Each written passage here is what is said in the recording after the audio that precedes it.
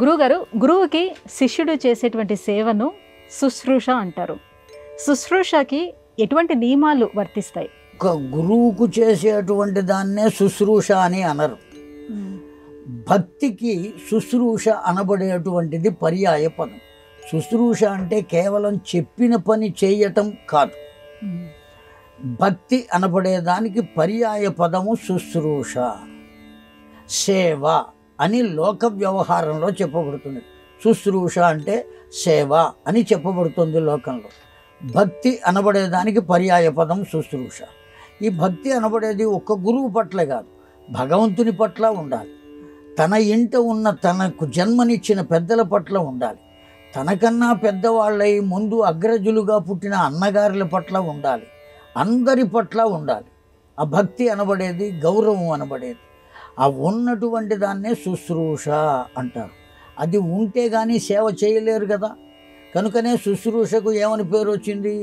సేవ అనే పేరు వచ్చింది. భక్తి ఉంటేనే తండ్రి అనబడేటువంటి ఆ వ్యక్తి పట్ల భక్తి ఉన్నప్పుడే ఆ తండ్రికి సేవ చేయగలుగుతాడు. తల్లి పట్ల భక్తి ఉన్నప్పుడే ఆ తల్లికి సేవ చేయగలుగుతాడు. అన్నగారి పట్ల భక్తి ఉన్నప్పుడే అన్నగారికి సేవ చేయగలుగుతాడు. అలాగే గురువు పట్ల భక్తి ఉన్నప్పుడే గురువుకు చేయగలుగుతాడు. భగవంతుని పట్ల భక్తి ఉన్నప్పుడే భగవంతునికి సేవ. కానీ ఈ శుశ్రూష అనేక రకాలుగా ఉన్నది. భగవంతునికి చేసే శుశ్రూష వేరు, గురువుకు చేసేటువంటి శుశ్రూష వేరు.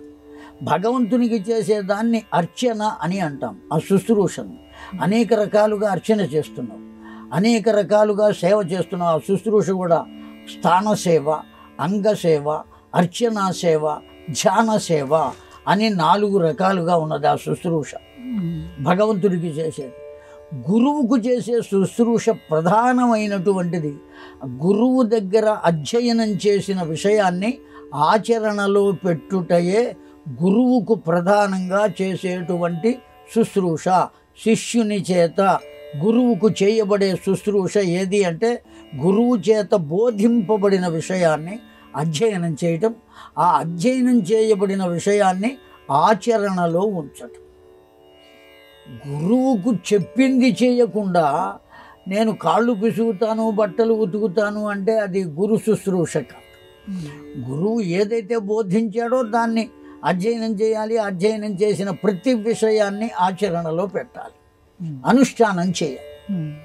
ఆచరణలో పెట్టి అనుష్ఠానం చేయడం అంటే ఒకరోజు ఆచరణలో పెట్టి రెండో రోజు మానటం కాకుండా నిరంతరం ఆచరణలో ఉండాలి. దీన్ని అనుష్ఠానం అంటాం. అప్పుడు అది గురు శుశ్రూష అవుతుంది. దాన్నే భక్తి అని అంటాం.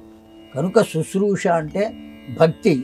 గురువు పట్ల ఎట్లా ఉండాలో, అన్నగారుల పట్ల, తల్లిదండ్రుల పట్ల, తనకన్నా పెద్దలైనటువంటి వాళ్ళ పట్ల, తాను ఏదైనా ఒక కార్యాలయంలో పనిచేస్తుంటే ఆ కార్యాలయం యొక్క అధికారి పట్ల ఆయా విధమైనటువంటి భక్తిని ఎవరు ప్రదర్శిస్తారో ఆ ప్రదర్శింపబడినటువంటి భక్తినే, ఆ భక్తి వల్ల అతడు చేసేటువంటి కర్మనే శుశ్రూష అని పిలుస్తారు.